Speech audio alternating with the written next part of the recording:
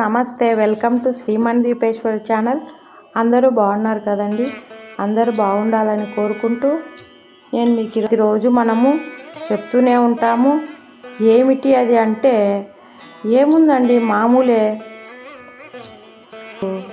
ఏంది అనుకుంటూ నేను ఈ వీడియో గురించి మీకు చెప్పబోతున్నాను.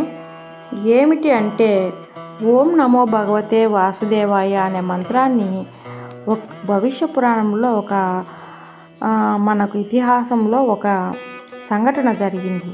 ఏమిటి అంటే ఒక పెద్ద వయసు అతను గంగానది తీరంలో వెళ్తూ ఓం నమో భగవతే వాసుదేవాయ, ఓం నమో భగవతే వాసుదేవాయ అనుకుంటూ వెళ్తూ ఉన్నాడు.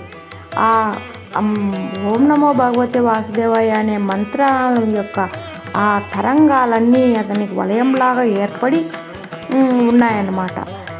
ఆ తరంగాలు వెళ్ళి కలిపురుషునికి తాకడంతో ఎక్కడి నుంచి వస్తుంది ఈ ఓం నమో భగవతే వాసుదేవాయ అనే మంత్రము, ఈ తరంగాలు ఎక్కడి నుంచి వస్తున్నాయని చూసినప్పుడు ఆ ముసలి అతను ఆ మంత్రాన్ని పలుకుతూ గంగానది తీరంలో నడుస్తూ వెళ్తున్నాడు.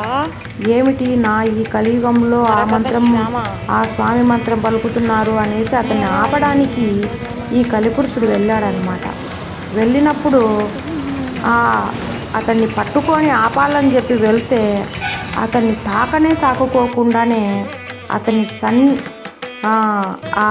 ముసలి పెద్ద ఆయన సన్నీకి దగ్గరలోకి కూడా వెళ్ళుకోకుండానే దూరం నుంచి ఆ తరంగాలకి 1/2 కిలోమీటర్ దూరంగా వెళ్ళి పడిపోయాడు. ఏంటి నేను ఇలా పడిపోయాను, నాకేంటి శక్తి లేకుండా పోయిందా అనుకుంటూ మళ్ళీ లేచి ఆ ముసలతను ఎక్కడున్నాడు అని మళ్ళీ లేచి చూస్తే ఆయన మాత్రం ఓం నమో భగవతే వాసుదేవాయ అనుకుంటూ వెళ్తూనే ఉన్నాడు గంగానది తీరంలో. ఆహా, నేను ఆపాలి, ఇది నా కలికాలము, నేనే ఈ ప్రపంచాన్ని ఏలాలి అనుకుంటూ మళ్ళీ ఆయనను తాకి ఆపాలని వెళ్ళాడు. కానీ మళ్ళీ 1 యోజనం దూరంలో కింద పడిపోయాడు. బక్క చిక్కిపోయి ఉన్నాడు. ఏమిటి, నాలో శక్తి సన్నగిల్లిపోయిందా? మామూలుగా త్రేతాయుగంలో కృష్ణుడు భగవానుడు కదా, భాగవతము మహాభారతము జరిగింది. అప్పుడు కృష్ణుడు త్రేతాయుగాన్ని ముగింపు అనేది కొద్దిగా ఆలస్యం జరగడంతో కలియుగం అనేది ఆలస్యంగా ప్రారంభమైంది.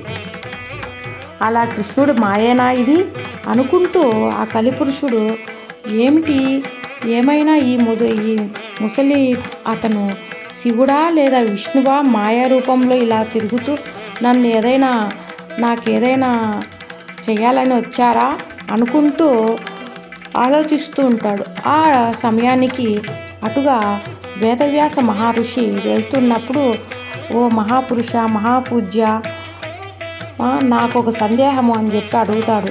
నీకు ఏం సందేహం కలిపురుష, నీదే కదా ఈ కలికాలము, నువ్వు చెప్పినట్లే జరుగుతుంది కదా, ఇద్దరు బాగున్నారంటే అక్కడ వెంటనే కలహాలు ఏర్పడతాయి కదా, ఇంకా ఏమిటి అంటే, లేదు, ఆ ముసలి అతను ఓం నమో భగవతే వాసుదేవాయ అనుకుంటూ వెళ్తున్నాడు, నేను ఆపడానికి వెళ్తే నేను ఇలా కింద పడిపోతున్నాను, నాలో శక్తి సన్నగిల్లింది, ఏం చేయాలి, ఏమిటి ఇది అంటే, ఆయన ఓం నమో భగవతే వాసుదేవాయ అంటే అది ఆ వెంకటేశ్వరుడు, ఆ వైకుంఠవాసుని యొక్క దివ్యమైన అష్టాక్షరి బీజ మంత్రము. కాబట్టి ఎవరు ఆ మంత్రాన్ని జపిస్తారో వాళ్ళకి ఆ భగవంతుడు రక్షణ కవచం ఏర్పరిచి కాపాడుకుంటూ ఉంటాడు.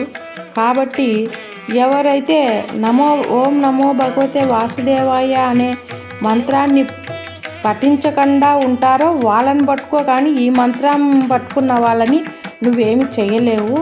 కాబట్టి ఈ కలికాలము నువ్వు అందరూ ఓం నమో భగవతే వాసుదేవాయ అని పలకడంతో నీ కలికాలము ముగిసిపోతుంది, మళ్ళీ ఆ వైకుంఠపతి కాలమే మొదలవుతుంది. కాబట్టి ఆ లోపలే నువ్వు పట్టుకో, లేదంటే వాళ్ళు ఈ మంత్రాన్ని పట్టుకుంటారు అని వేదవ్యాసుడు చెప్పేసి వెళ్ళిపోతాడు. ఓహో, ఈ ఓం నమో భగవతే వాసుదేవాయ అనే మంత్రానికి ఇంత అద్భుతమైన శక్తి ఉన్నదా అనేసి ఆయన అలా స్వామికి నేను జాగ్రత్తగా ఉండాలి, నా కలి ప్రభావం అందరి మీద ఉండాలనే ఆలోచిస్తున్నాడు అనమాట.